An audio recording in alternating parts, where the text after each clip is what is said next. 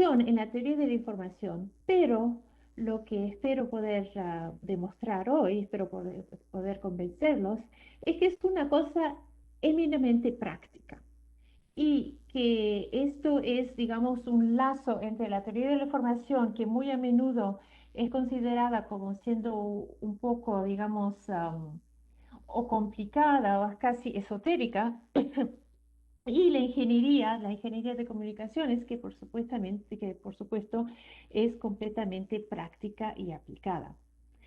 Entonces, digamos, ¿qué necesitamos hacer en este momento y sobre todo qué nos interesa en el contexto presente de 5G y todas las otras generaciones que van a venir? Perdone. Es, lo que queremos es lo que llaman Ultra Reliable Low Latency Communications, que en hecho quiere decir que no queremos tener demasiado, no queremos esperar demasiado tiempo para recibir nuestras comunicaciones. ¿Por qué? Porque queremos aplicaciones tales que AR/VR, tales que control en tiempo real, por ejemplo, de vehículos o otras aplicaciones. Entonces no podemos tener una comunicación que, digamos, no permita tener esos plazos muy cortos y que solo dé una buena tasa, pero muy a menudo con la consecuencia de tener unos plazos muy largos. Entonces, ¿qué hacemos para tener una comunicación fiable? Para tener una comunicación fiable ponemos códigos. Ponemos códigos generalmente en la capa física, aunque claro, mucho trabajo es ahora en capas superiores y como ya lo mencionó Rodrigo, mucho de mi trabajo es en hecho esas capas superiores, sobre todo con el trabajo sobre el network coding. Pero este código generalmente es, bueno, lo veremos más tarde, largo y de hecho va en contra del primero desiderato. Quiere decir que queremos fiabilidad, pero tampoco queremos tener que esperar, no queremos tener plazos largos. Entonces, ¿cómo logramos en este momento tratar de tener la primera característica, que es una característica, digamos,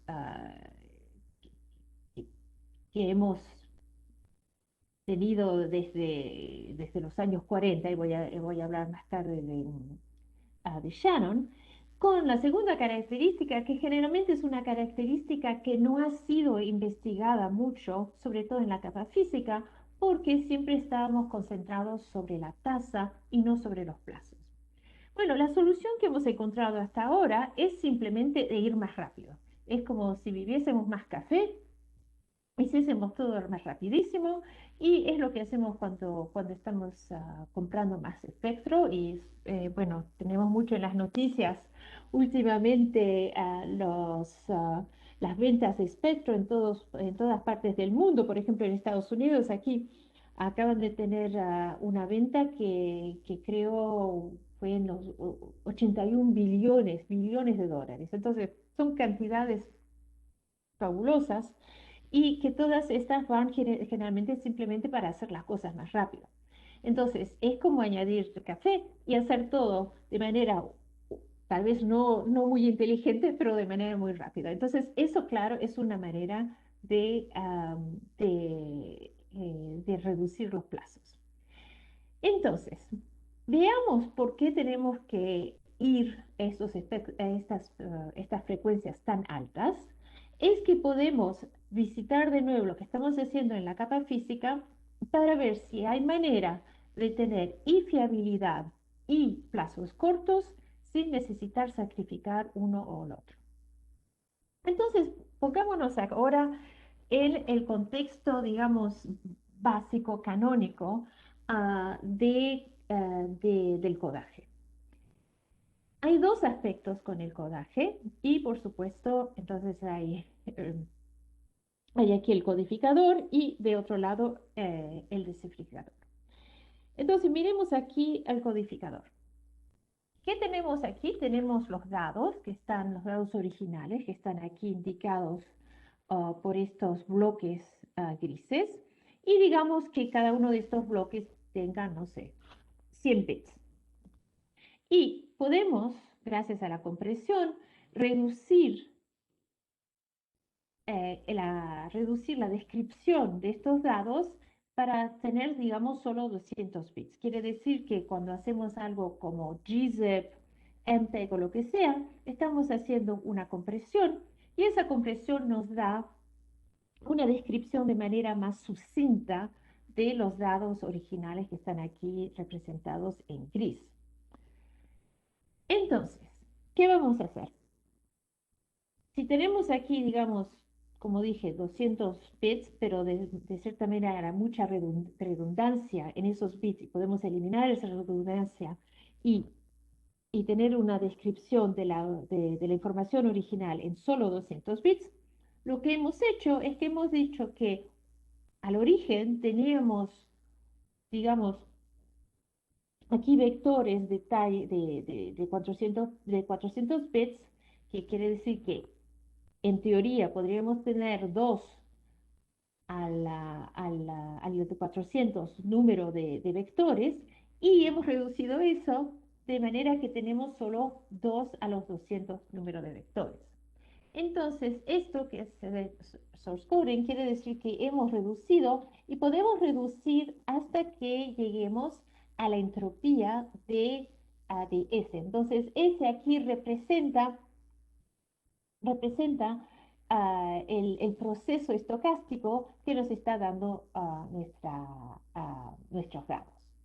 Bueno, entonces en este ejemplo que tenemos aquí, si fuimos de 400 bits a 200 bits, quiere decir que hemos reducido por 2, quiere decir que, digamos, en este caso la entropía es 0.5, 0,5. Entonces tenemos una entropía de 0,5, lo que quiere decir que más o menos para cada bit de los dados originales podemos tener simplemente la mitad de un bit, o digamos que para 2 bits de los dados originales tenemos un solo bit representado um, después de la compresión. Bueno, entonces, ¿qué hacemos después? Entonces hemos hecho gzip, lo que sea. Es así que tuvimos ahora estos dados que están representados ahora por bloques marrones. ¿Qué vamos a hacer antes de enviarlos por un canal? Entonces, lo que vamos a hacer antes de enviarlos por un canal es que vamos a ahora añadir redundancia. Bueno, de cierta manera esto parece un poco tonto porque aquí teníamos redundancia, la sacamos y ahora estamos poniendo más, pero el hecho es que esta redundancia que estamos poniendo será únicamente para poder enviar nuestros datos sobre un canal donde vamos a tener un ruido, representamos por ruido cualquier efecto que va a corromper los dados, que va a corromper los bits, digamos, en este caso, y de manera a poder, digamos, sobrevivir el efecto del ruido, vamos a añadir aquí cierta redundancia. Ok. Entonces, aquí tenemos una tasa que generalmente nombramos R, y esta tasa indica que la proporción de redundancia que estamos añadiendo. Entonces, en este caso tenemos 200 bits, vamos a 300 bits, la tasa es de 2/3. Ok. Entonces, ¿qué pasa cuando vamos sobre el canal? Hay efectos negativos que vienen a corromper los dados, y estos efectos, como ya he mencionado, van a ser representados por un ruido que también es generalmente representado como siendo aditivo. ¿Okay? Lo que vamos a ver más tarde es que no es necesariamente que sea aditivo, es simplemente que hay manera de invertirlo.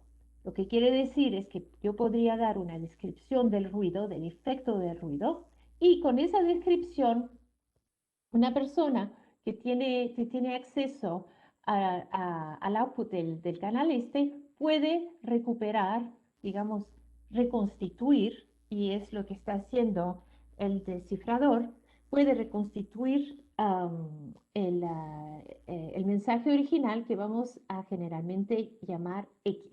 ¿Okay? Entonces, Y aquí es X más N, donde N es el ruido, y aquí vemos, digamos, representado de manera ah, de manera clara aquí el efecto corrompedor del ruido. Ok, entonces, ¿qué hacemos? ¿Qué nos dice Shannon? Lo que nos dice Sharon es que, bueno, como dijimos aquí, digamos que yo dije que era 400, entonces digamos n es el largo de nuestro vector de dados, que en este momento pensemos siempre en binarios, quiere decir, estamos siempre hablando en bits, después podemos mirar cosas otras que binarias, pero en este momento pensemos en bits, es más simple y ayuda mucho a la comprensión. Entonces aquí tengo una compresión que va de 2 a n bits a 2 al NHS. ¿Qué es H? H es la entropía de este proceso S, que es, el proceso de los dados originales. ¿Y qué hacemos aquí cuando vamos de 200, que es aquí, ahora, NHS? Entonces hemos dicho que H era 0,5, entonces ahora estos son 200 o la mitad de N. Y ahora tenemos esta tasa R, quiere decir que vamos de 200 a 300, quiere decir que vamos a 2NR. Lo que vamos a hacer es que vamos a tener un resultado aquí donde para poder reconstituir el X original, lo mínimo que necesitamos es lo siguiente. Si hubiésemos hecho la compresión del ruido, nosotros sabemos que el ruido, porque el ruido es un proceso estocástico, de la misma manera que estos dados originales son un proceso estocástico, el ruido también es un proceso estocástico probabilístico.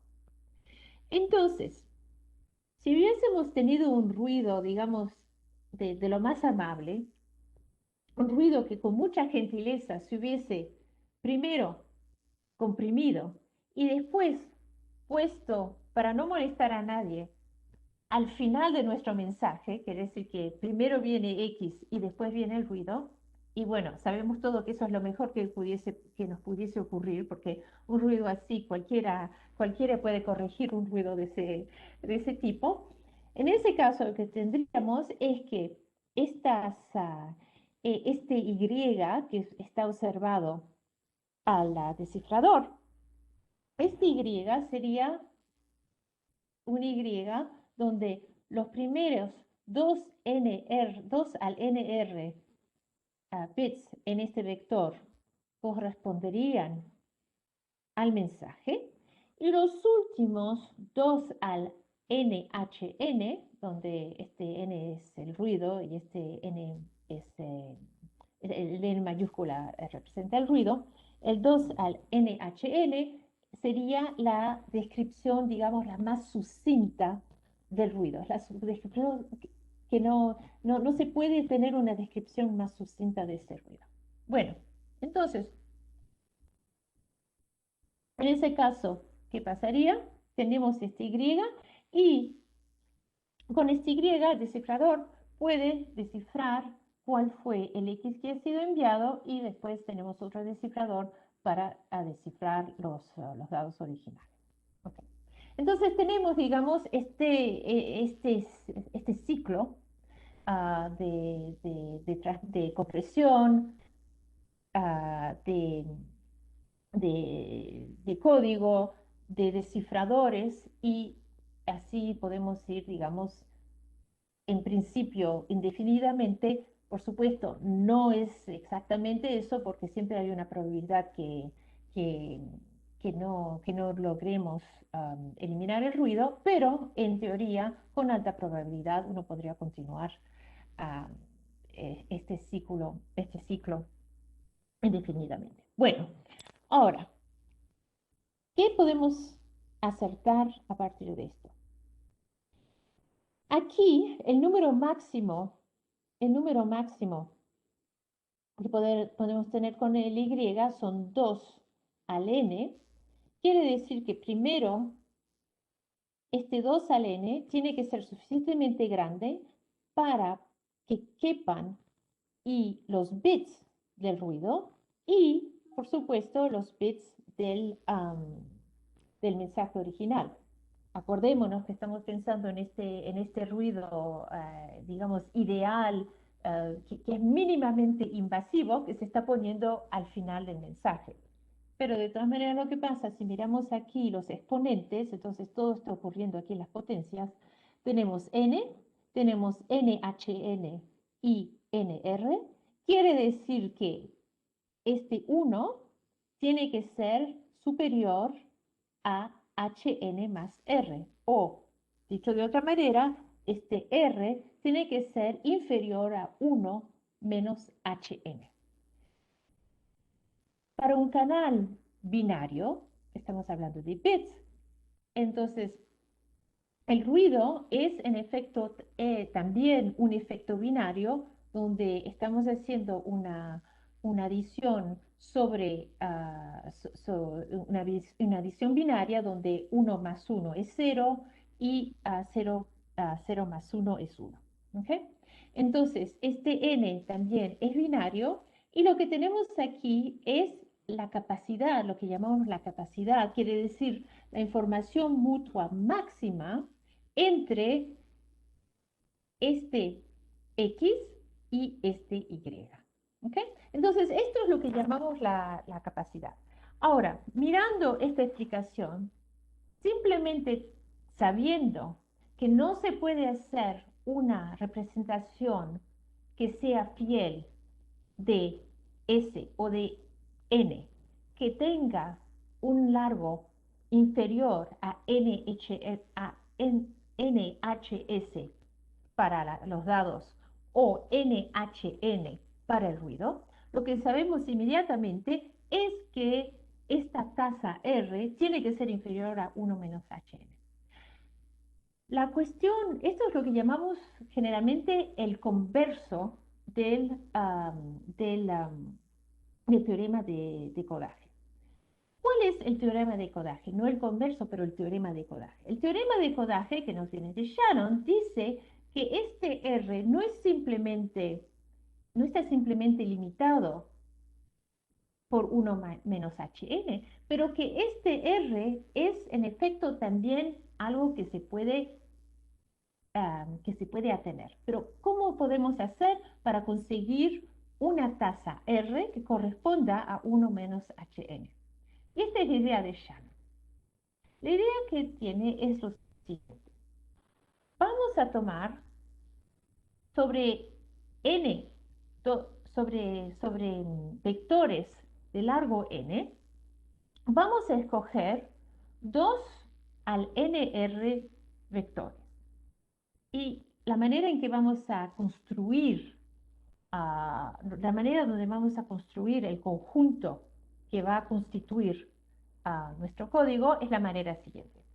Tengo una bolsa donde tengo todos los vectores posibles de largo n. Quiere decir, tengo 2 al n vectores posibles en una bolsa. Y al lado mío, en un pequeño estante, he puesto todos los mensajes. ¿Cuántos mensajes hay? Hay un conjunto de mensajes de cardinalidad 2 al nr. Tomo el primer mensaje de mis mensajes posibles, voy y tomo al azar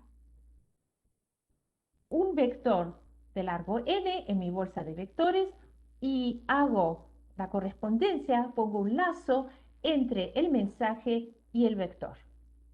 Ahora ese vector es la representación, es el código que corresponde a ese mensaje. Ahora, ¿qué hago?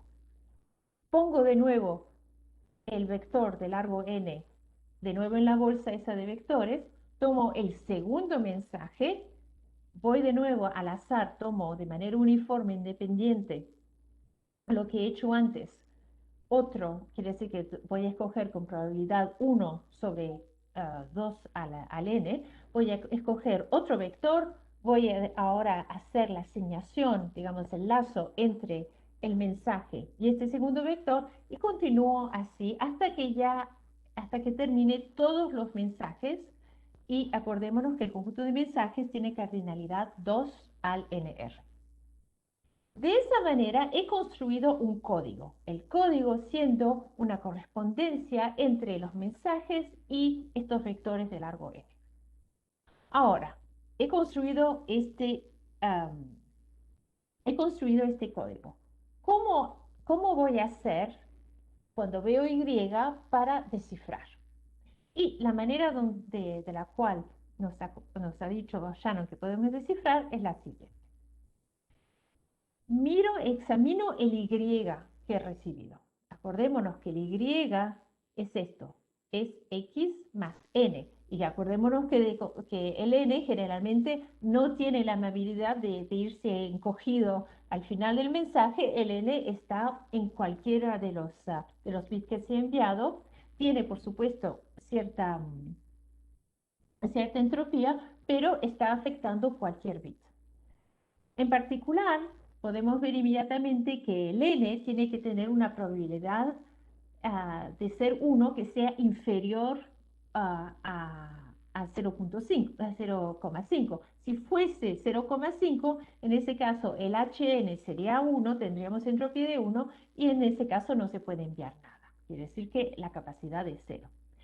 Generalmente este n va a tener una probabilidad de ser 1, que lo veremos más tarde, es, digamos, ah, 10 al menos 3, 10 al menos 4, algo muy, muy pequeño. ¿Ok?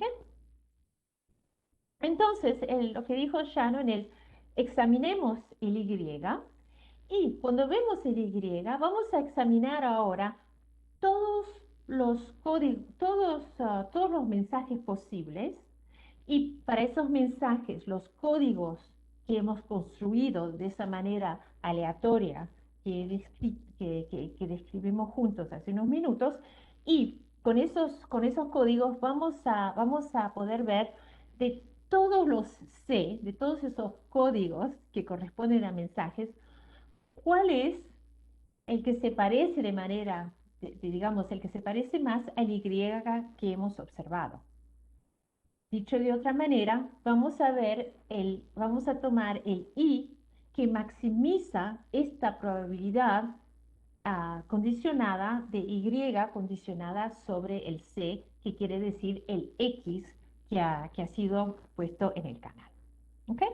Bueno, ¿y qué nos dice Shannon? Bueno, si ustedes hacen esto, necesitan una paciencia increíble para cada vez que tienen un Y, ver en todo este código cuál es, digamos, el vector que les da esta probabilidad máxima, pero si ustedes logran hacer eso, van a poder conseguir esa capacidad 1 menos Hn.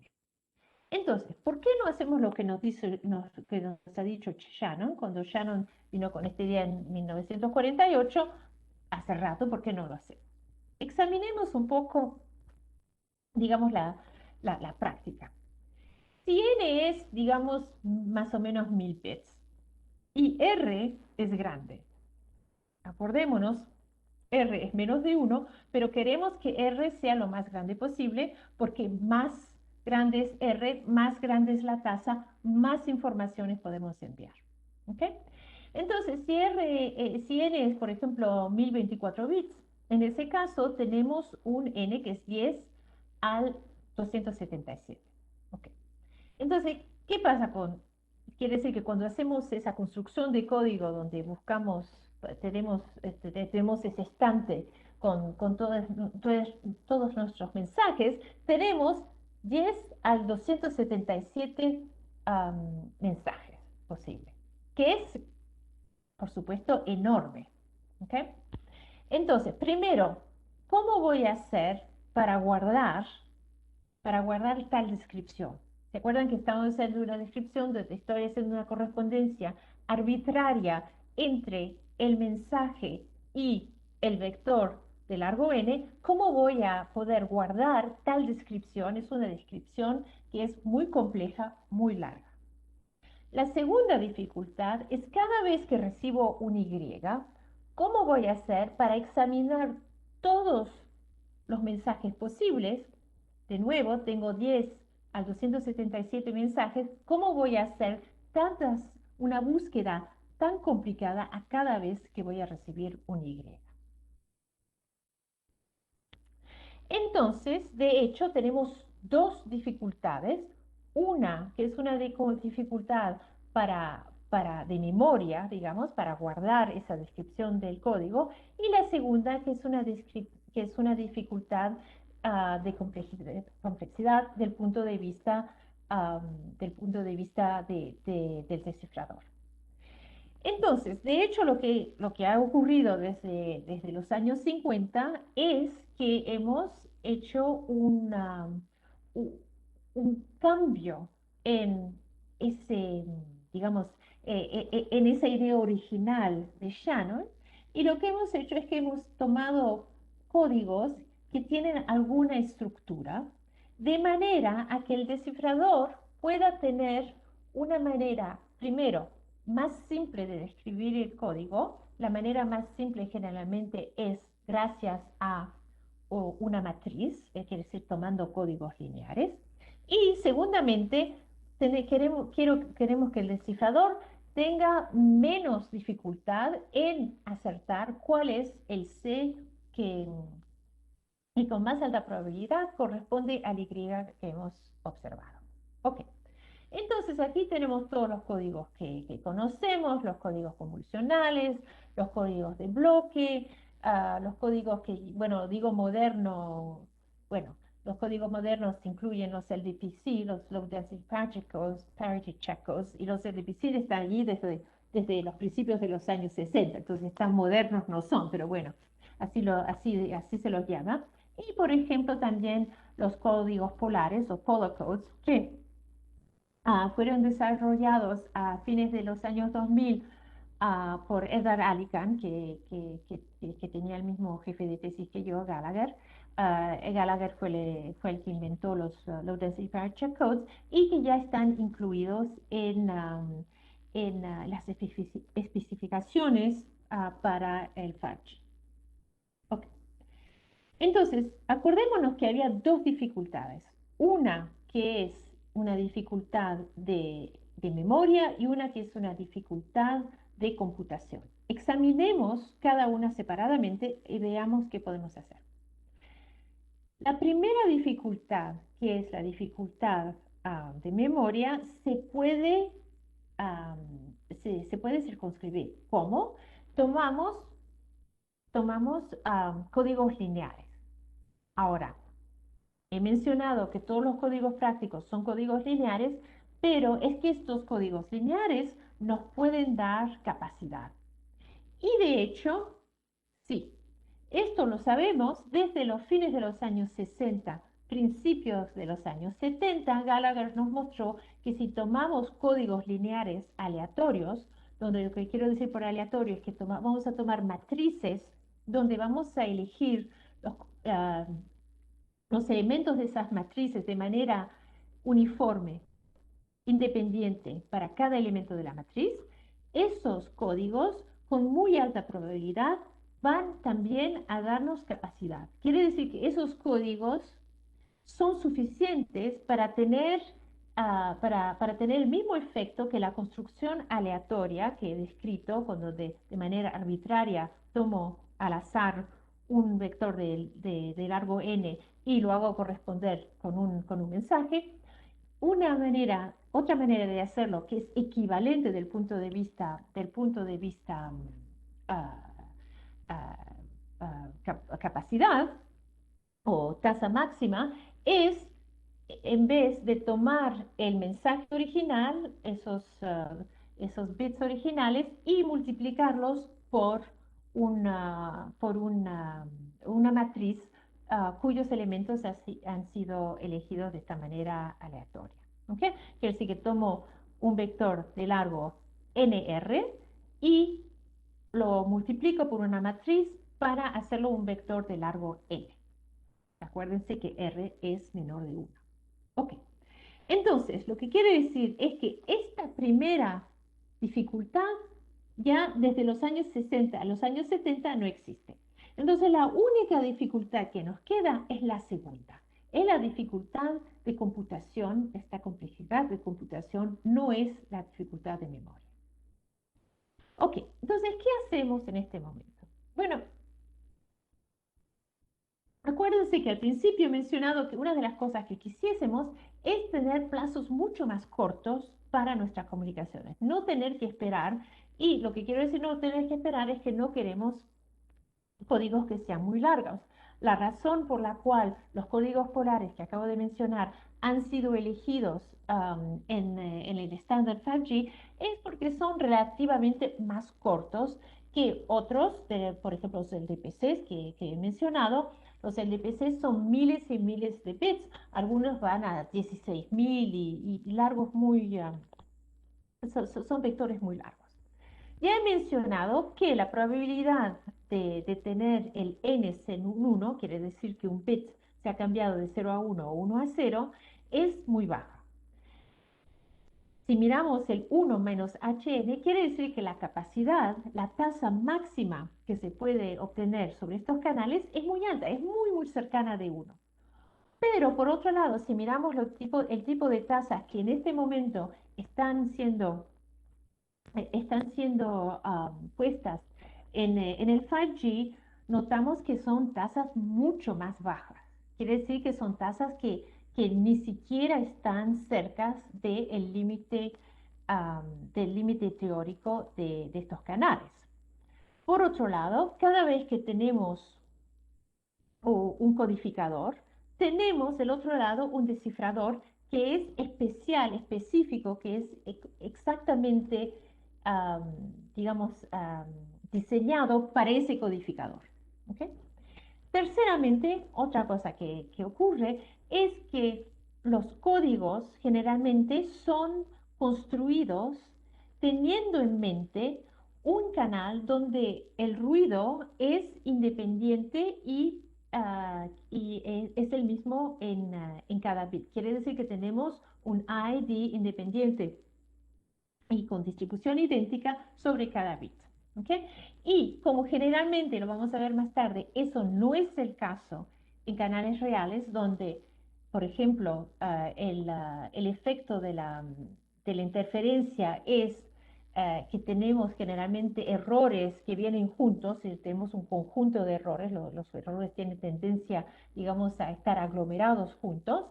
Entonces, lo que tenemos que hacer es además hacer lo que se llama interleaving, que quiere decir que tenemos que desparramar, de hecho, esos errores sobre un largo mucho más importante. Y nos encontramos con lo que tenemos ahora en I3C, que son interleavers de largo 100 o más. ¿Ok? Entonces, lo que vamos a hacer ahora es mirar esa segunda dificultad que hemos mencionado. ¿Se acuerdan que hemos aislado las dos dificultades, los dos elementos claves, digamos, de lo que no dejaba, no nos dejaba, digamos, hacer realidad la visión de Shannon? El primer elemento, ya hemos dicho, ya no nos molesta, pero el segundo elemento, que es el elemento de la computación, del C más probable cuando hemos recibido Y, ese elemento todavía nos molesta.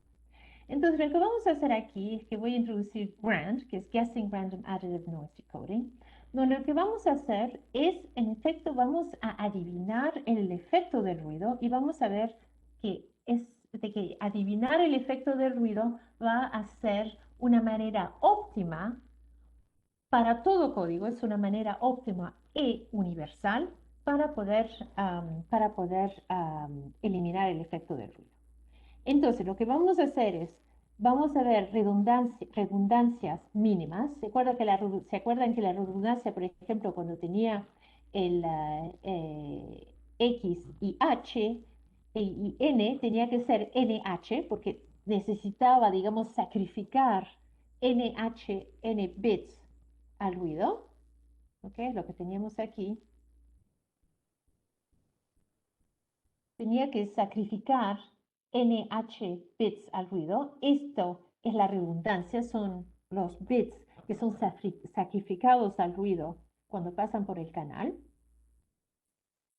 ¿Ok? Y es eso que hace que la tasa sea menor de 1. quiero algo que tenga mucha flexibilidad, quisiese no tener un sistema donde para cada código, y a veces no solo para cada código, pero a veces para el mismo código, para diferentes tasas, tengo un chip diferente. Necesito otro equipo para poder decodar otro código o a veces el mismo código, pero con otra tasa. Y también quisiese tener plazos mucho más cortos. ¿Ok? En particular, si posible, quisiese poder eliminar el interleaving que nos cuesta muchísimo en términos de plazo. ¿Ok? Entonces, lo que vamos a hacer es que vamos a tratar de hacer matemáticas que van a tratar de, matemáticas que van a facilitar la ingeniería, no hacer ingeniería que se inspira de las matemáticas, que generalmente son matemáticas que vienen todos, que vienen en un régimen asintótico que tal vez no es el más útil. Ok, entonces aquí está este algoritmo. Es un algoritmo simplísimo. ¿Ok? ¿Se acuerdan que tenemos dos, dos componentes para este Y? Entonces, la primera parte aquí es el X. Es el mensaje que ha sido enviado, es de largo n, pero hay solo dos al nr posibilidades. Esos son los mensajes originales que vienen de los datos. Y tenemos el ruido también es de largo n, son vectores de largo n, pero con alta probabilidad hay solo dos al NH. He dejado la paréntesis de HN porque sabemos que este H corresponde a la entropía del ruido. Tenemos dos al NH posibilidades con alta probabilidad para SN. Ok, entonces, ¿qué vamos a hacer? Vamos a observar el Y y vamos a adivinar cuál fue el ruido. Tomamos el vector de ruido, generalmente es todo cero. Por ejemplo, si el ruido tiene probabilidad 10 al menos 3 de ser 1 y 1 al 10 menos 3 de ser cero, entonces siempre el vector más probable sería el vector de todos ceros para el ruido. Voy a adivinar el ruido más probable. Voy a sustraer ese vector de ruido, ese posible vector de ruido. Voy a sustraer el efecto, que es lo que estamos haciendo aquí, del Y que he recibido. Y una vez sustraído el ruido, voy a preguntar si lo que queda es un X que sea un elemento del conjunto del código. Quiere decir, voy a preguntar, ¿es que este X es en efecto sí un código o un código válido? Si lo es, quiere decir que he con alta probabilidad acertado el buen ruido y ya terminé. Si no lo es, voy a entonces adivinar el segundo ruido, que sea el ruido que tiene la segunda más alta probabilidad. De nuevo, voy a sustraer el efecto de ese ruido.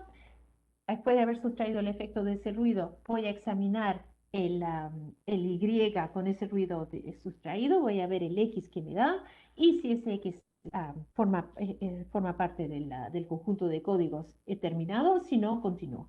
Y continúo así hasta que acierte yo un X que sí forma parte del conjunto de códigos. Esto es para cualquier código. Nada en esto depende de la estructura especial del código. La complejidad aquí no es una función del código, es una función del ruido. Si el ruido tiene baja entropía, con alta probabilidad voy a acertar más rápido. Es que estamos aquí preocupados porque tenemos un n aquí. Bueno, reflexionemos. Yo dije que n es, bueno, algunos cientos, digamos 1000, algo así. De todas maneras, yo no quisiese que el n sea muy largo. El h, hemos dicho, corresponde a un proceso de Bernoulli, digamos, con una probabilidad de 10 al menos 3. Si es 10 al menos 3, H también es, digamos, por una Taylor series, es también más o menos 10 al menos 3. Entonces, 1000 multiplicado por 10 al menos 3 es 1, 2 al 1 no es nada.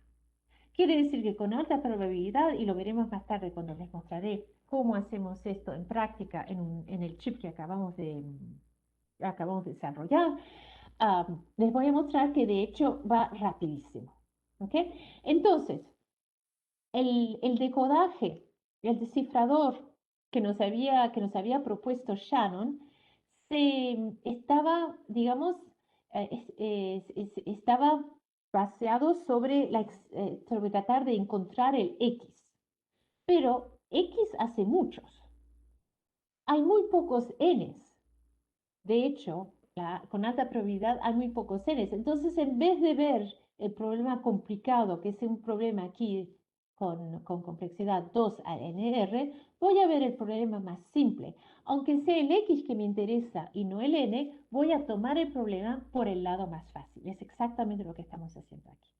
Y con esto podemos tener capacidad. Bueno, ¿qué nos da? Bueno, nos da que podemos ahora construir de manera bastante,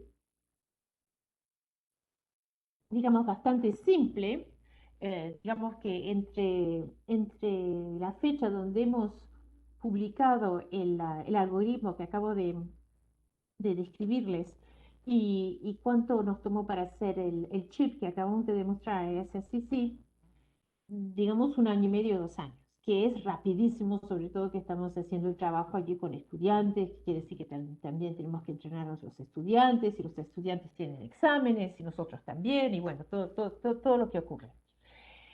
Entonces, tenemos un solo chip aquí que hace cualquier código. El código, que es un código lineal, es simplemente una matriz. Podemos poner la matriz en la chip y se lo puede hacer de manera dinámica muy rápida. No les voy a hablar de eso, pero podemos charlar después si quieren. Y puede tener cualquier código. Podemos tener un BCH, Bose-Schauder-Hockenheim, podemos tener un Polar Code, este es el C8 Polar Code, CRC8. Este es la primera implementación que conocemos, por lo menos, de hard decoding, quiere decir que hacemos una decisión. Si es un 0 y 1, después hablaremos de soft decoding. Podemos hacer un Green-Muller code.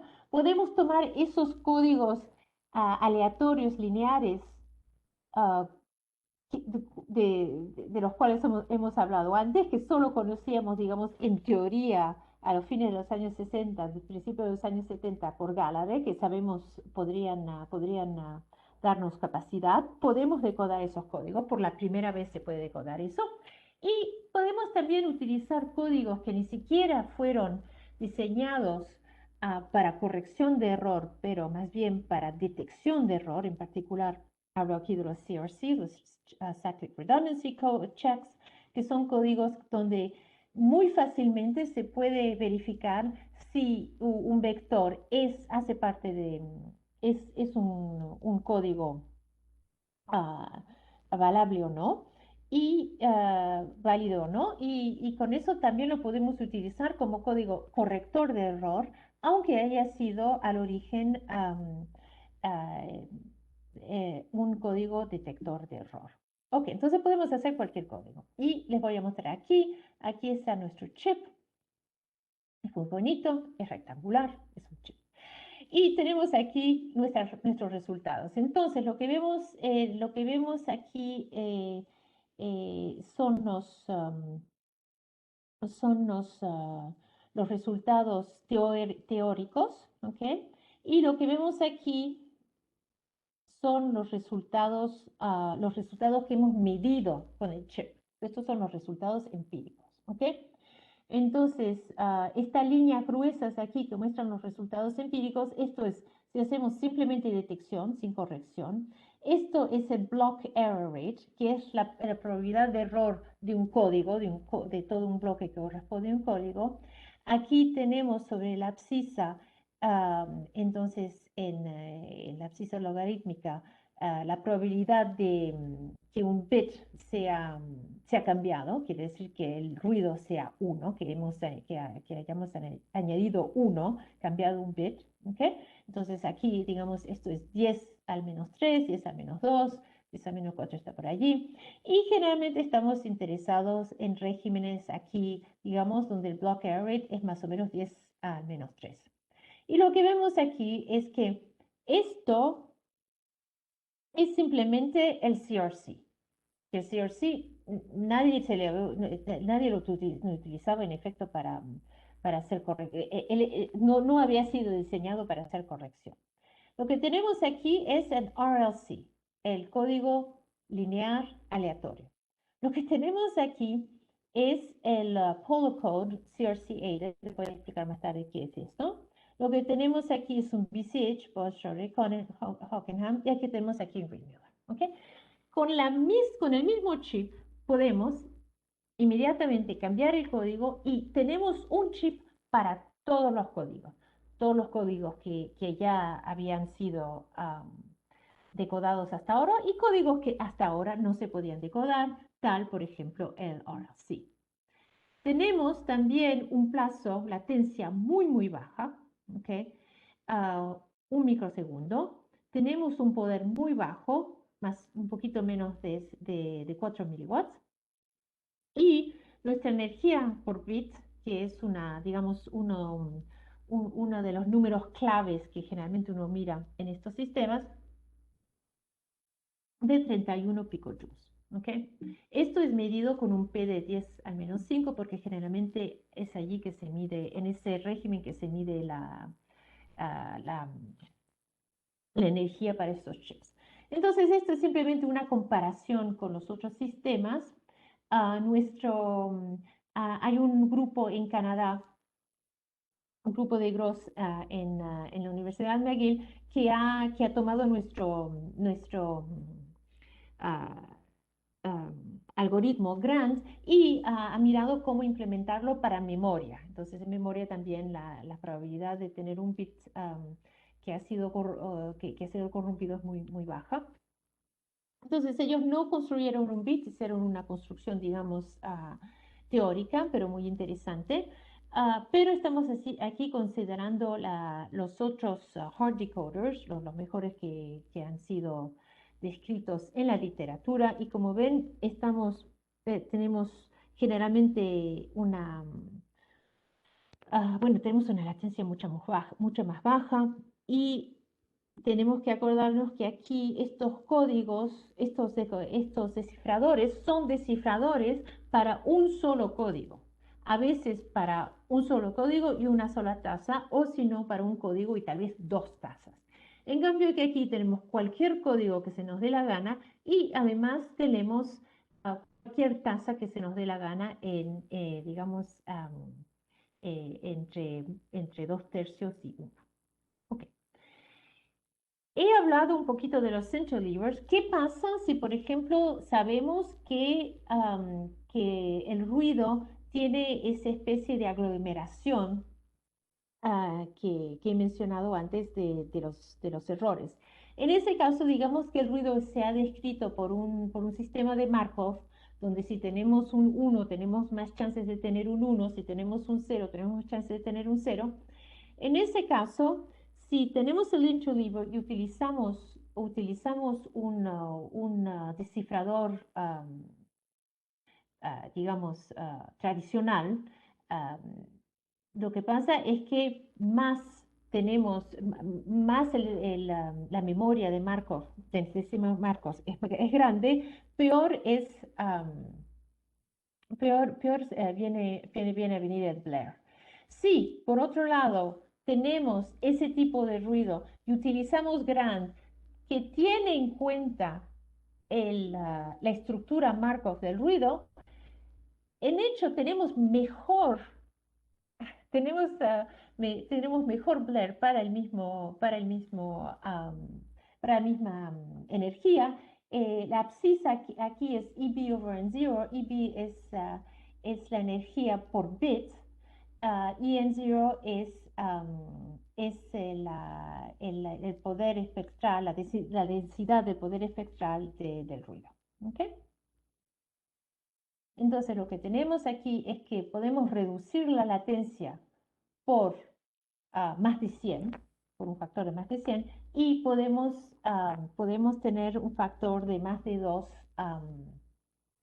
de ganancias en energía. Ok. Ahora, en este momento les he hablado de Hard Decoder. Rodrigo, ¿cuánto tiempo tengo todavía? No tenemos tiempo de sobra. Vale, vale, vale. Sí, puedes continuar. Gracias. Adelante. Vale, gracias. Entonces, hasta ahora les he hablado, digamos, de los canales más simples, donde un cero se vuelve un uno se vuelve cero, y el ruido es simplemente un cero o uno. De hecho, es el efecto del ruido, no el ruido mismo que hace cero o uno. Por ejemplo, un cero, el ruido solo puede dejarlo cero o transformarlo en uno. Pero lo que no hemos tenido en cuenta de manera directa es que tenemos más información. Porque generalmente la señal que recibimos, ese Y que yo les he descrito de manera discreta, es una señal que es continua. Entonces tenemos una señal o una variable que es continua, que es Y, que vamos a transformar en una variable discreta, otro Y.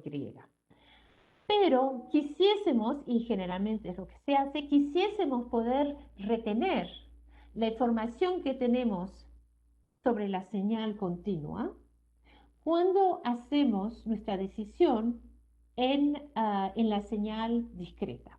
¿Y qué quiere decir? Quiere decir que, por ejemplo, si decidimos que una señal que hemos detectado es un uno, de nuevo, estoy siempre hablando en binario, aunque generalmente no es en binario, es fácil hablar en binario. Si yo he detectado un uno, lo que sé también, a causa del hecho que he recibido no una señal binaria, pero una señal contigua, es que ese uno tal vez tenía bueno, era uno, pero tenía una probabilidad de ser cero que no era, digamos, ah, que no era tan ligera. ¿Ok? Por otro lado, podría tener un cero que recibí un cero y yo estoy perfectamente segura que es un cero, la probabilidad de ser un uno es casi cero. Entonces, ese tipo de información es una información que generalmente llamamos soft, que sé que viene esa información de la señal continua y generalmente para cada bit que tenemos de comunicaciones, digamos de dados, tenemos entre 3 a 5 bits de información sobre, digamos, la fiabilidad de esa decisión de decir que esto es un bit de 0 o de 1, hay una fiabilidad que está asociada con eso. Esa fiabilidad ella misma tiene algunos bits de descripción y esa fiabilidad generalmente es transmitida, es dada a la descifrador. Para darles un ejemplo, les he comentado que los polo codes han sido incorporados en este momento en el estándar de 5G. Una de las cosas que pasó es que el decodador de polo codes original, el que fue propuesto por Airtel, en práctica no marchaba bien. Entonces ha sido modificado de la manera siguiente.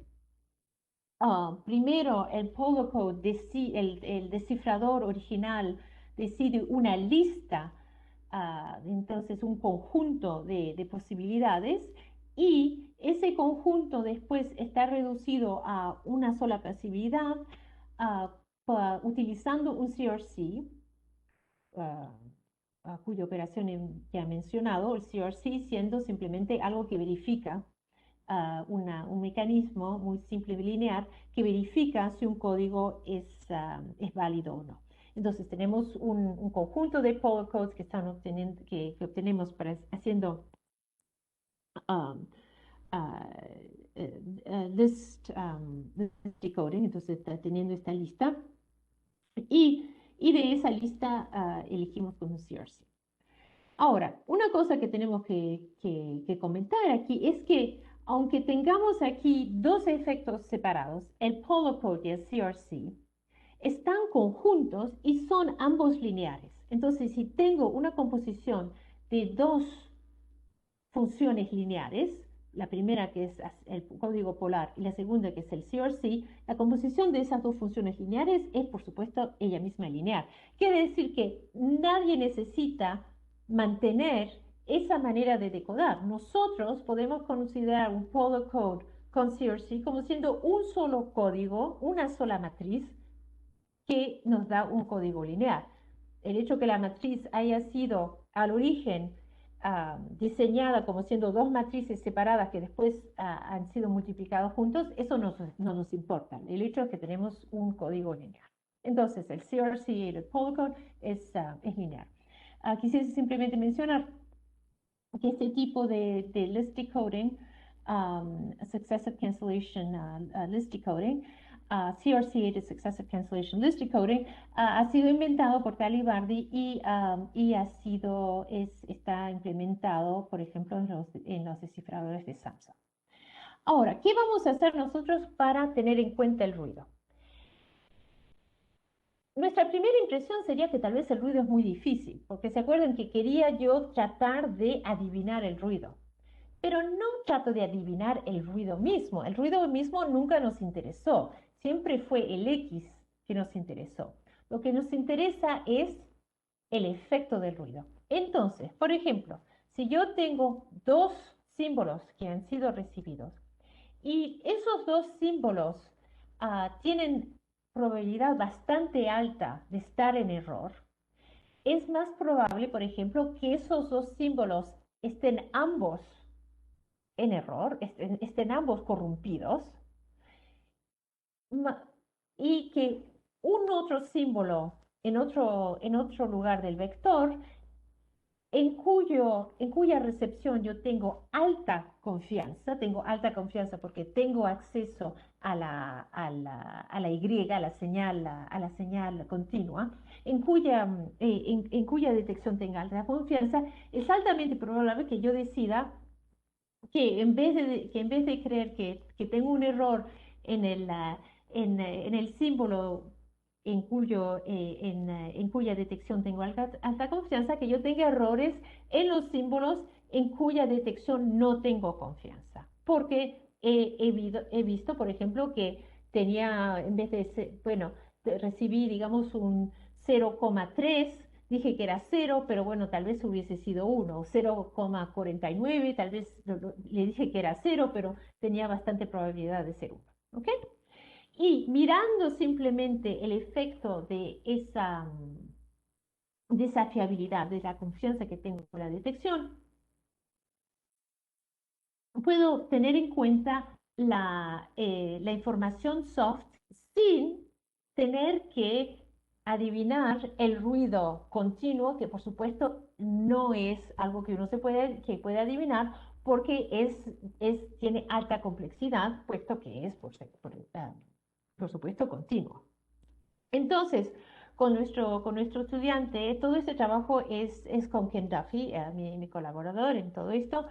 Con nuestro estudiante Amit Solomon, hemos hecho hemos demostrado que se puede calcular S-Grant. Quiere decir, este es el, el, el descifrador óptimo bajo ruido.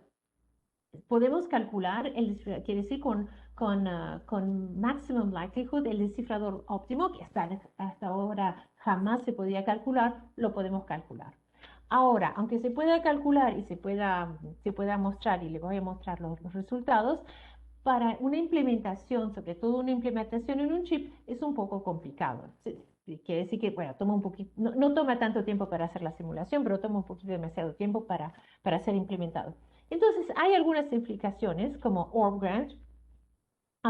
OrbGrant va a ser presentado en ICASP en junio por Ken Duffy. Y entonces hay una simplificación de S-Grant, es Ordered Reliability Bits. Entonces, yo les he hablado del hecho que queremos códigos que sean bastante cortos.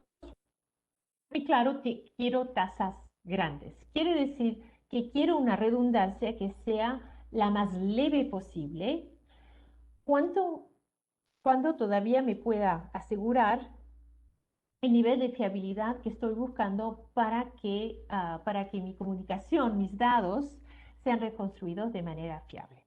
Entonces, lo que vemos aquí es, aquí está la tasa, aquí está el largo y aquí está, digamos, la tasa que puedo obtener con varios niveles de block error rate. Acordémonos que generalmente quiero tener algo que sea más o menos 10 al menos 3 para el block error rate, la probabilidad de decodar un bloque en error. Entonces vemos aquí que más el código es largo, más alta la tasa, digamos que necesito tener tasas altas para códigos largos y si necesito una tasa baja, entonces tengo que bajar el código. Lo que es exactamente el contrario de lo que se hace en este momento en comunicaciones. Para tener tasas más altas, ahora estamos yendo a códigos largos. En cambio que ahora utilizando GRAND, como estamos mirando, digamos, es como si hubiésemos mirado del otro lado del espejo. Estamos mirando el problema, digamos, estamos mirando el problema dual. Entonces, si queremos un código um, con tasa baja, vamos a un código más corto. Ok. Ahora, les he hablado de Polar Codes. Los Polar Codes son los únicos códigos que se conocían hasta ahora estructurados que podían conseguir tasas ah, que, que eran iguales a la capacidad o muy cercanas de la capacidad. Entonces, miremos estos CRC-aided Polar Codes. El CRC, aquí el número, la cifra al lado de CRC indica el largo del CRC. Todos estos códigos que les estoy mostrando, el CRC Polar, son códigos que hemos sacado directamente del 5G. Okay, entonces, esto es todas las especificaciones de 5G, no hemos inventado nada. Y lo que vemos aquí esto es un CRC con 24 bits estos son CRC con 24 bits ah, de es un Polar Core con 24 bits de CRC. Esto es este Successive Cancellation List Decoding de cual les hablé antes, con una lista de talla 16. La mayoría de las chips hacen más o menos 8. Hay algunos que hacen 16. Lo más que he visto es 32, pero cuidado, porque la complejidad va de manera exponencial con con la talla de esta lista, de este conjunto de, de decodajes posible. Entonces, si tenemos un L de 16, ya es muy complejo, es más de lo que generalmente se hace en práctica, donde digo es la mitad. ¿Okay? Entonces, esto, digamos, es bastante optimista del punto de vista de lo que puede hacer un decode. Entonces, ¿qué tenemos aquí? Que si en vez hacemos nuestro GRAND simplificado, el ORG GRAND, Order Reliability Bits, ustedes ven que tenemos una gran ventaja. Cuando miramos el código Polar solito, sin ningún CRC, lo que vemos es que este es el descifrador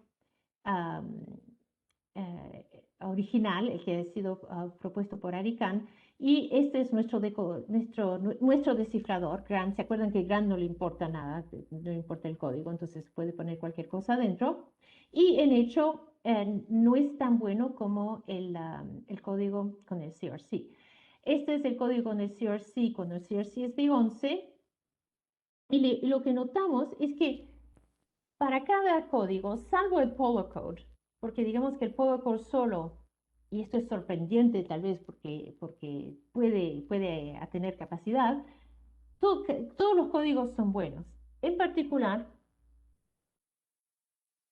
si dejo de costado completamente el polar, el lado, y solo utilizo el CRC con la misma redundancia, entonces todos estos códigos tienen la misma redundancia, el mismo número de bits que son sacrificados a la redundancia. Cualquier código, salvo el polar que resulta malo a causa de la estructura, cualquier código es igualmente bueno si utilizamos grant. Entonces, por eso, no es el código, salvo si, por supuesto, uno toma un código que, digamos, es como si, hubiese sido hecho a propósito. Hay que elegir un mal código a propósito. Si elige cualquier código, un CRC, un código aleatorio, más o menos cualquier cosa, todos salen bien. Um, tenemos la misma curva. Entonces, el morado aquí, el violeta, es el CRC. El CRC banal y corriente, una cosa de los más simples y, por supuesto, facilísimo de verificar si el código es válido o no. ¿Ok? Siguiendo, esto es con un source con menos bits de redundancia. En este momento tenemos 12 bits, la misma cosa. Lo que se ve es que tenemos mejor performance que el CA, el decodador, digamos, óptimo que se conoce hasta ahora para CA Polo Codes con nuestro descifrador universal. Y además, de nuevo, tomamos un CRC y el CRC nos da el mismo resultado que Polo Code sofisticado última moda. ¿Ok? Entonces, con eso voy a parar. Por supuesto, tengo tiempo para responder, para contestar cualquier pregunta. Entonces, lo que espero haberles presentado es, digamos, una nueva visión, esta visión de Guessing Random Additive Noise Decoding, una visión universal para el decodaje, una visión donde nos enfocamos sobre el ruido, el efecto del ruido y no el código, porque lo que hemos acertado es que hemos hecho todo ese lío con todos esos códigos, con todos esos descifradores, pero hicimos un lío para nada, no necesitábamos hacer eso. Tenemos un descifrador simplísimo que marcha con cualquier código y casi todos los códigos marchan bien, salvo digamos, los códigos muy estructurados que han sido desarrollados para simplificar el descifrador. Pero puesto que el descifrador a nosotros no nos importa, ya hemos construido uno universal, no necesitamos utilizar esos códigos estructurados. Y con eso les voy a agradecer y parar de presentar. Muchísimas gracias, Miguel. Es un honor haber tenido tu presentación. Abro los micrófonos a los presentes, a los participantes en la videoconferencia. Pueden levantar su mano o abiertamente hacerle alguna pregunta a Muriel. Si no hay preguntas, yo sí tengo un par, pero demos un minuto para que se animen a preguntar. Además que yo estoy bien lejos, entonces no puedo morder a nadie. Yo tengo una pregunta. Sí. ¿Quién es? A ver. Soy Alejandro. Alejandro. Hola, Alejandro. Sí. Hola, muy interesante la plática. Gracias. Cuando usted se refiere a que es complejo, que mucha complejidad, ¿cómo sabe que es complejo? ¿Cómo mide la complejidad? Entonces, hay dos maneras de medir la complejidad. La complejidad, la primera manera es, digamos, del punto de vista simplemente de la teoría, que es la razón por la que hasta ahora nunca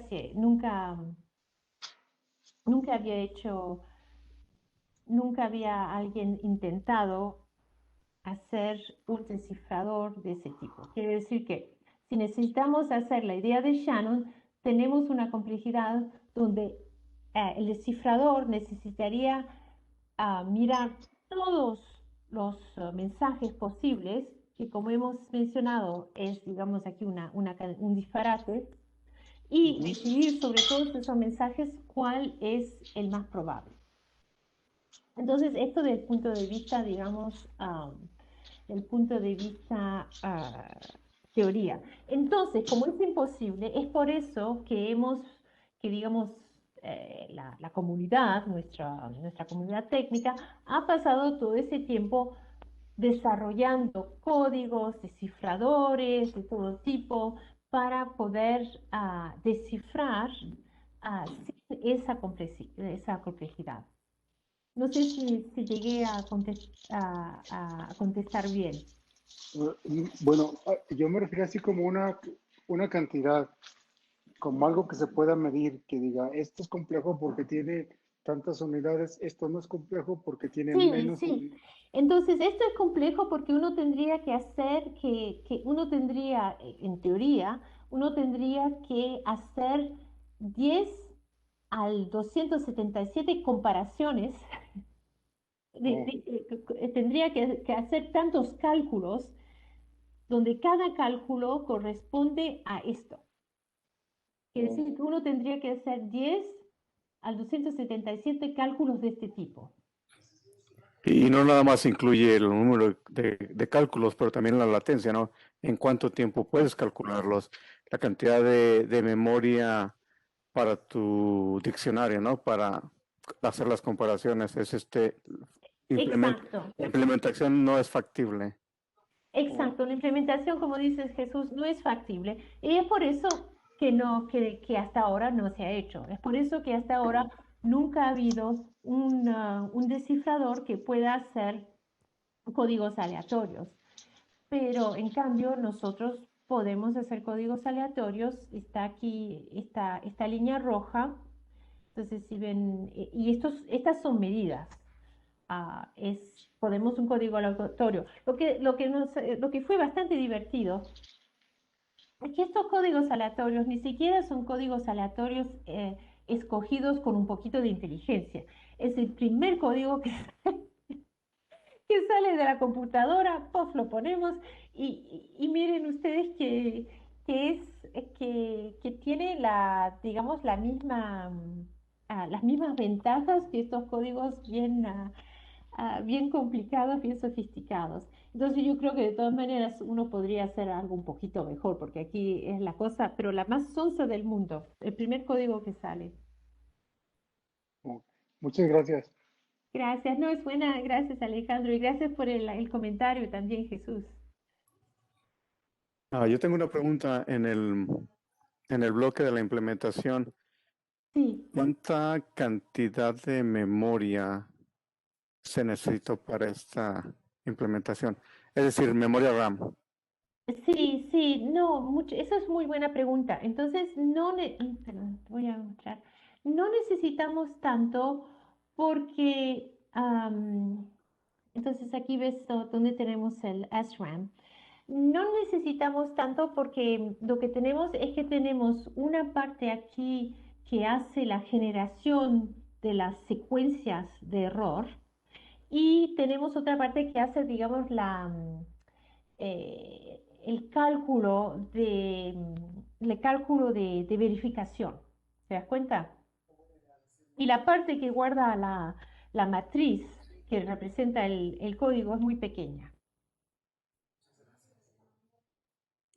Ok.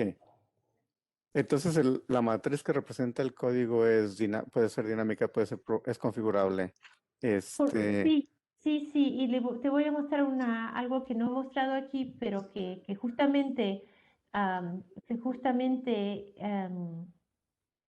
y eso es tiene para que hacer, ver ok. con... Entonces, Entonces, prácticamente la matriz representa es- el exacto, entonces lo código tenemos de que... información que se usa, ¿no? Ok. Exacto. Entonces, mira, una cosa que es muy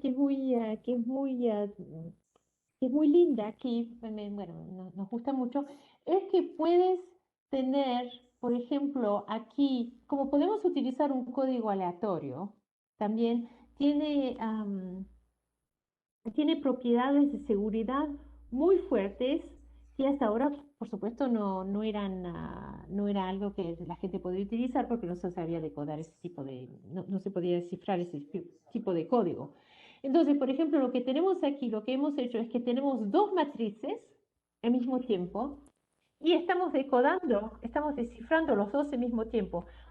Solo la buena matriz resulta en un desciframiento rápido ah, y la otra matriz no resulta en un desciframiento a tiempo.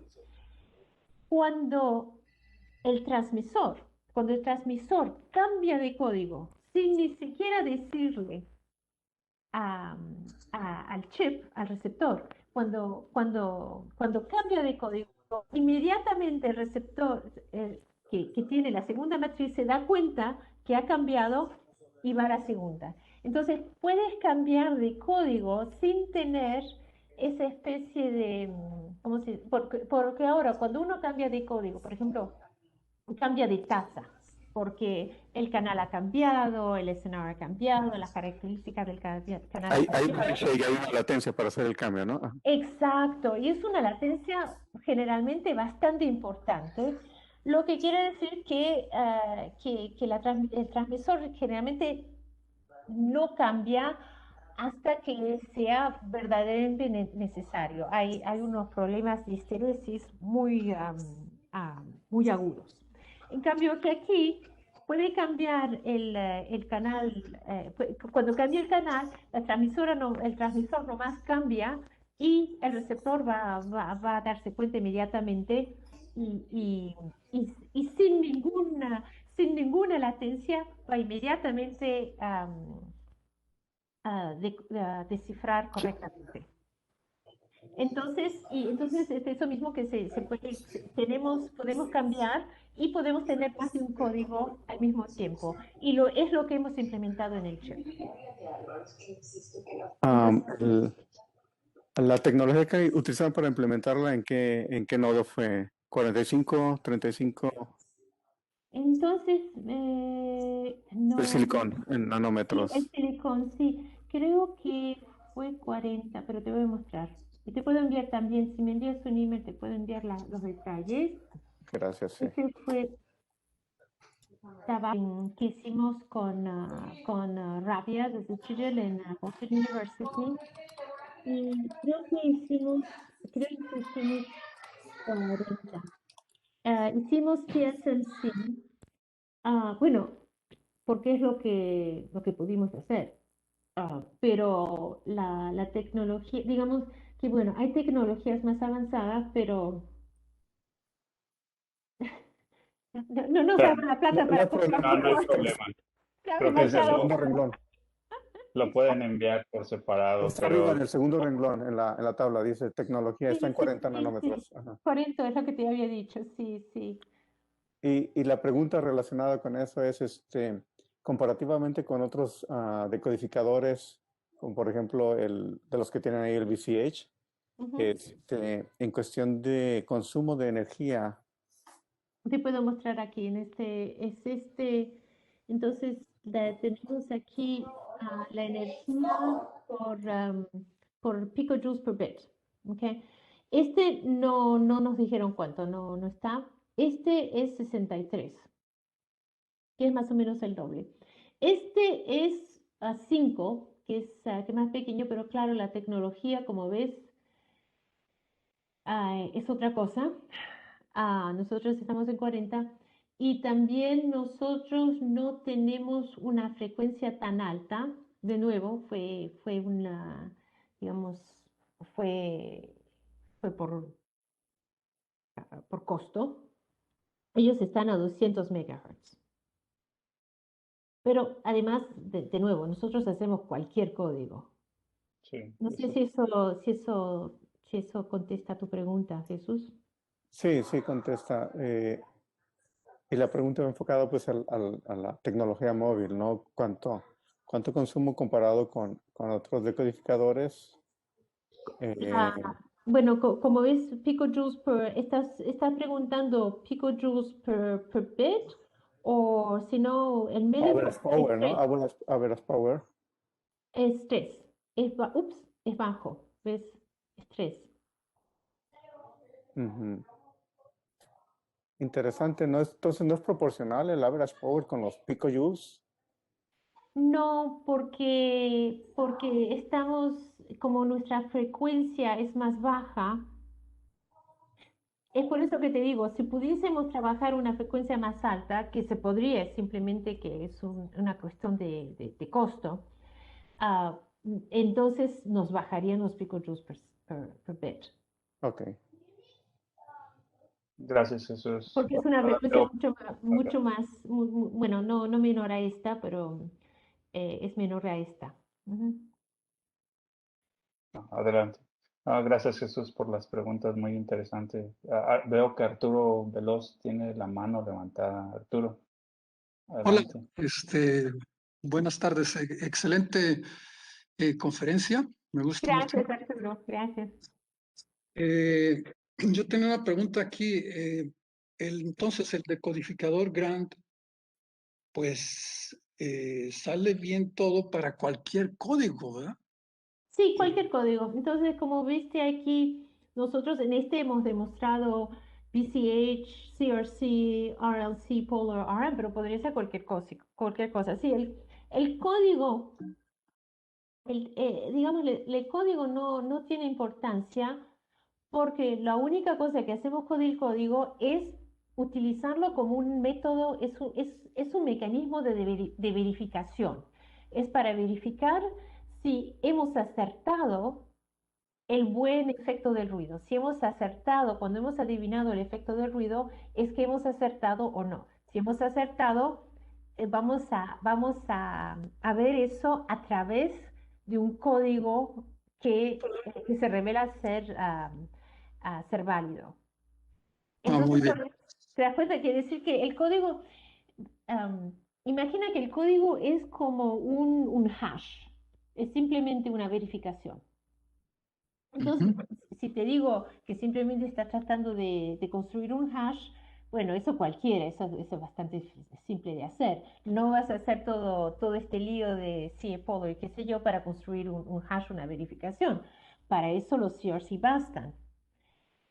Y, y entonces la única razón por la que se hacían todos esos códigos era para poder construir descifradores, decodadores, que sean, digamos, suficientemente simples, cuya complejidad sea suficientemente baja para ser implementada. En cambio que aquí no nos importa, porque nuestra complejidad es baja de todas maneras.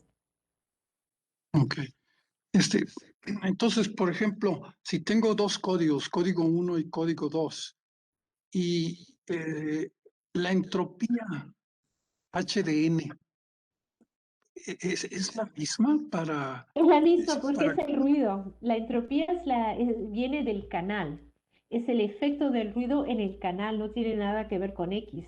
X es el, es, ah, X ha sido construido con el código, pero el canal no, porque tu canal está, digamos, ah, poniendo ruido. Ajá, No le importa qué código tiene, quiere decir que si el canal tiene ruido porque tiene esa interferencia, digamos, de otro utilizador, el utilizador no te está causando interferencia porque si a ti se te antoja tomar un BCH en vez de un Reed Mueller.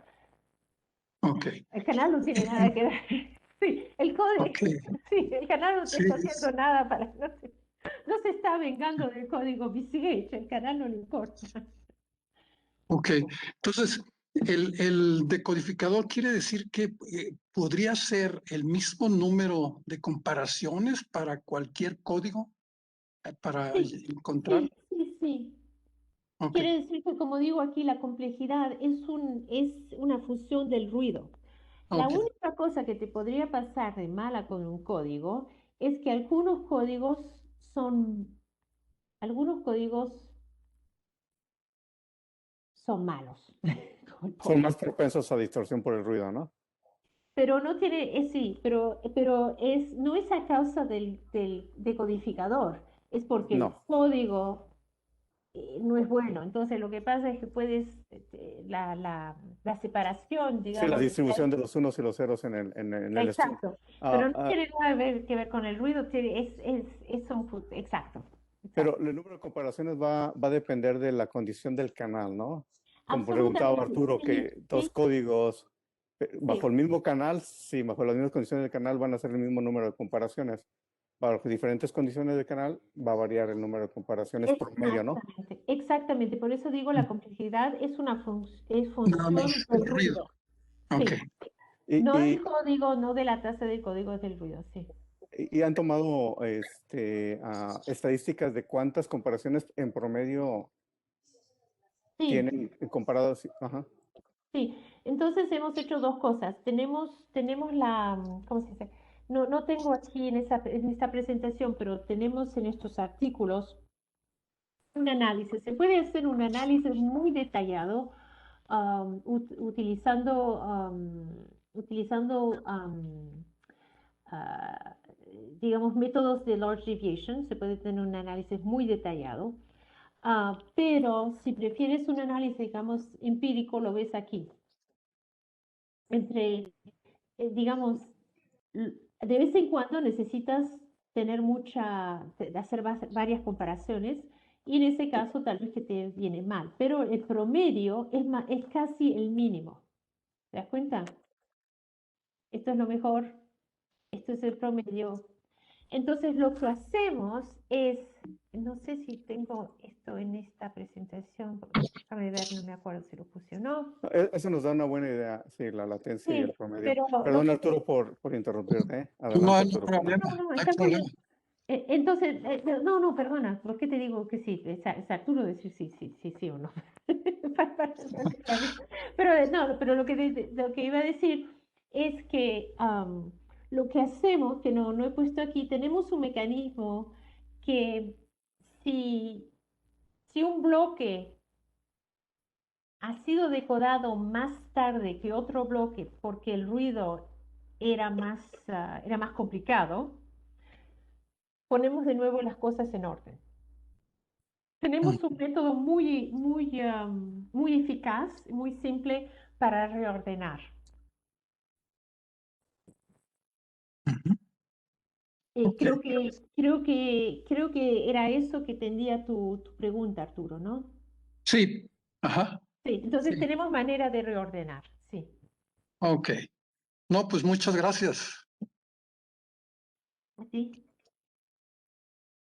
No hay ninguna otra pregunta. Veamos quién más está. Por aquí veo a Eduardo García. ¿Cómo estás? ¿Tiene alguna pregunta? Omar Langoria, y todo eso, creo. Bueno, si no hay más preguntas, pues yo solo tengo una más, Muriel. Veo que, dado que la complejidad está basada en el ruido, Sí. ¿han tenido algún tipo de estudios en diferentes tipos de canales? Me refiero a la latencia o la repetición del mismo mensaje por medio del ambiente, puedes tener repeticiones del mismo mensaje, ¿no? Entonces, descartar los mensajes repetidos en un channel fading, sí, ¿qué tan efectivo puede ser? O hay otros métodos que puedes, que sean ortogonales al decodificador para mitigar eso, o el decodificador Grant puede reducir esa cantidad de errores. Entonces, te estás refiriendo al ISI? Sí, sí. Sí, sí. Entonces, eso es interesante. Entonces, lo que pasa con el ISI es que cuando tú pasas cuando tú tienes un canal con ese tipo digamos, autointerferencia, que es lo que es el ISI, am, si lo pasas por un filtro que es un filtro que invierte el efecto del canal, Ujú, ujú, te encuentras con un ruido de este tipo. ujú. Quiero decir, es la misma cosa, de hecho, tener un canal con autointerferencia que tener un ruido con correlación. Ah, ya, sí. Los dos son equivalentes. Sí, sí. Entonces, tener el ruido con correlación ayuda porque, de cierta manera, el ruido, el pésimo ruido, es el ruido que es AID, que es, Sí, sí. No, sí, que no tiene ninguna estructura. Cualquier memoria, cualquier estructura que tengas, es algo que te va a ayudar en adivinar más rápido para la misma cantidad de ruido. De adivinar más rápido, puedes utilizar eso para acertar más rápido el efecto del ruido. no, perfecto. Muchas gracias. Sí, Veo pero no que hemos mirado mismo, pero te das cuenta que la equivalencia, pero no hemos hecho un análisis, pero hemos reflexionado en eso, claro, ya. y todavía no lo hemos hecho, pero vamos a tomar esta dirección, pero ¿ves por qué?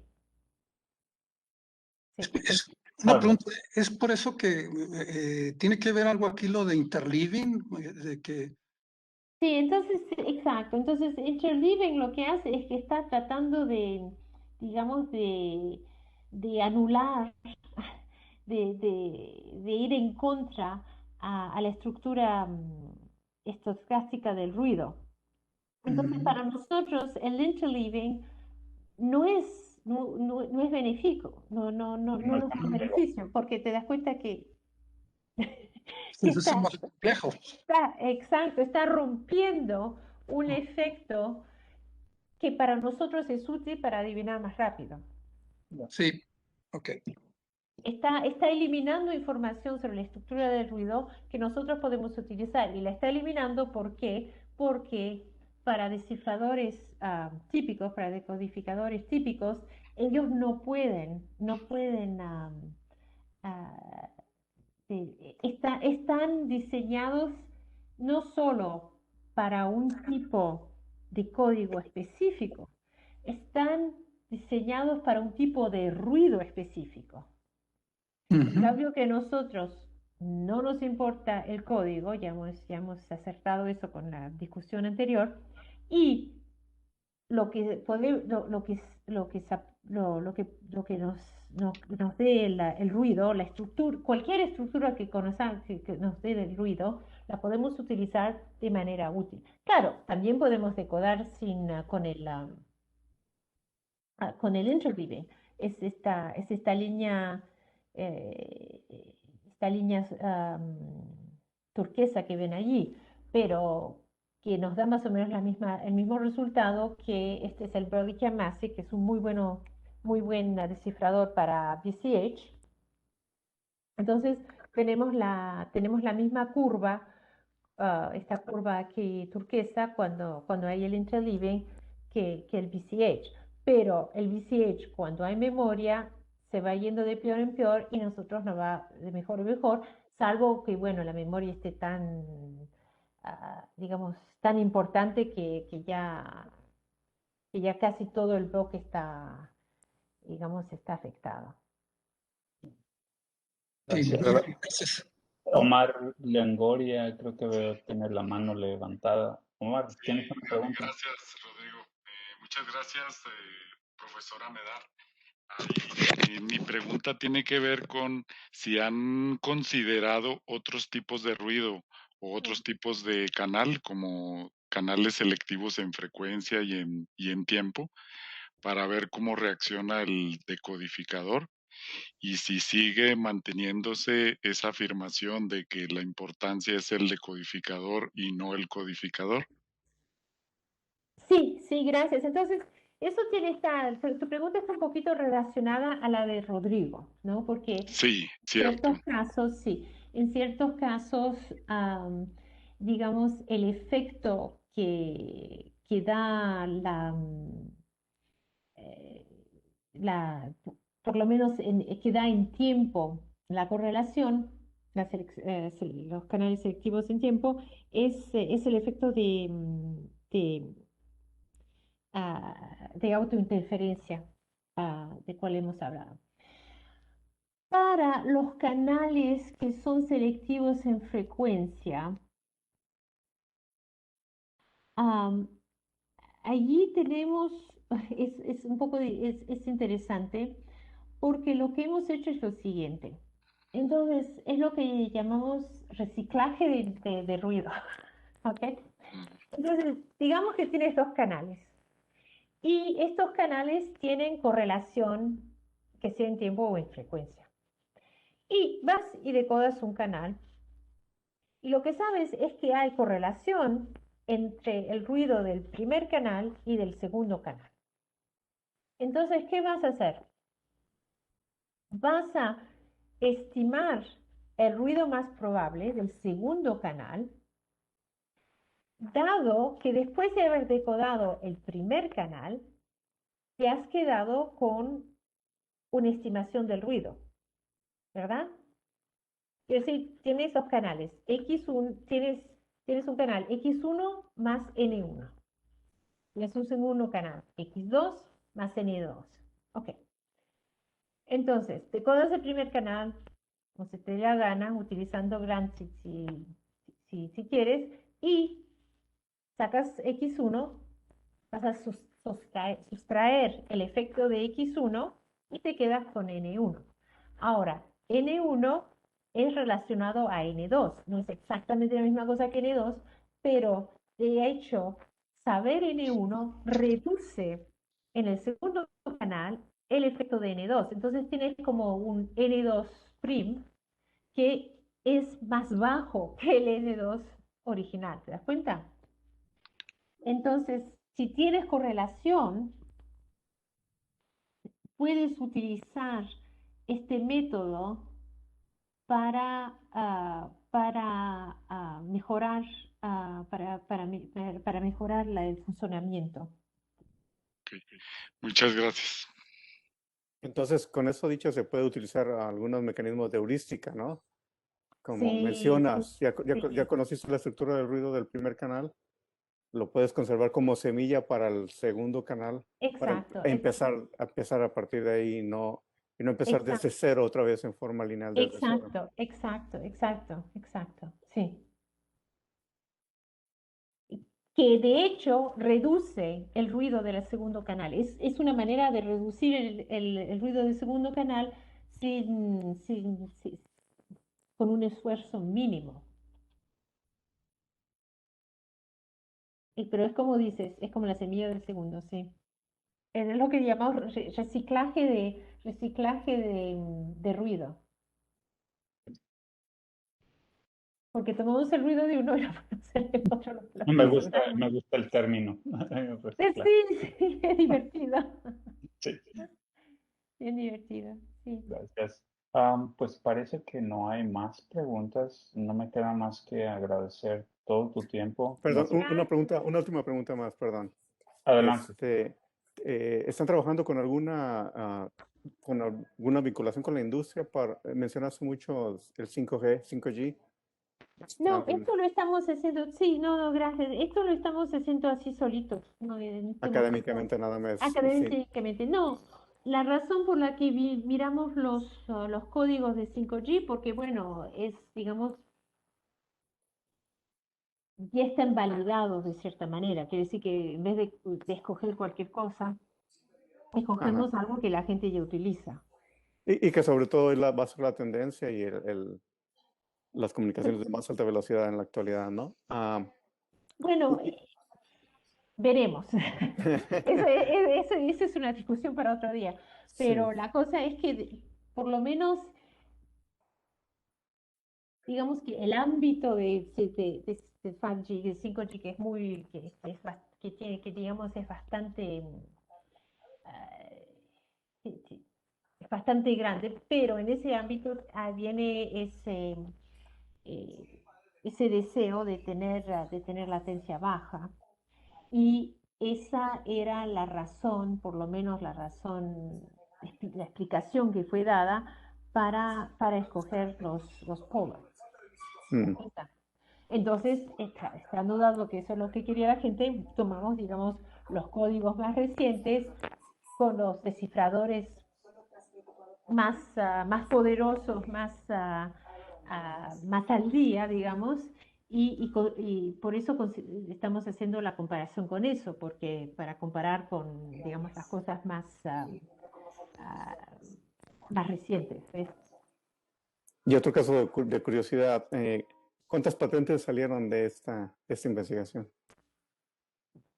Varias. Felicitaciones, pues muy buena presentación Gracias, gracias. externo. Muchas gracias. Gracias a Y, todos. y si me puedes facilitar información, la de información que no pudiste presentar de los detalles de implementación, te lo agradeceré. Muchas gracias. Sí, envíame un email porque sí. Sí, Lo yo puse en el... me pongo en ¿Perdón? contacto contigo, Jesús, para Oh, que fluya la información entre ustedes. Sí. muy amable, Rodrigo, gracias. Sí, es muy fácil, es mi apellido, Medar, a MIT.edu. Sí. Es facilísimo, sí. Déjalo ahí, ya, sencillo. Sí. Como el algoritmo, es muy simple. Está bien, está bien. Pues muchas gracias, Muriel. Vale, gracias a todo el No me mundo. queda más que agradecerles a todos por el tiempo, sobre todo el tuyo, Muriel. No, es un placer. Gracias. Y esperemos que sea la primera de muchas pláticas y tal vez posible cooperación. En otro tiempo te hubiéramos invitado a Guadalajara Me para que, hubiese encantado, sí. dadas las circunstancias, esto es lo mejor que tenemos. Bueno, estamos todos, estoy aquí con mi coca de régimen y Bien. cada uno se hace lo que se puede. No, muchas gracias. Vale, muchas gracias a todo el Seguimos en mundo. Buenas contacto tardes. y muchas Sí, gracias a todos. Buenas tardes, buenas noches. adiós.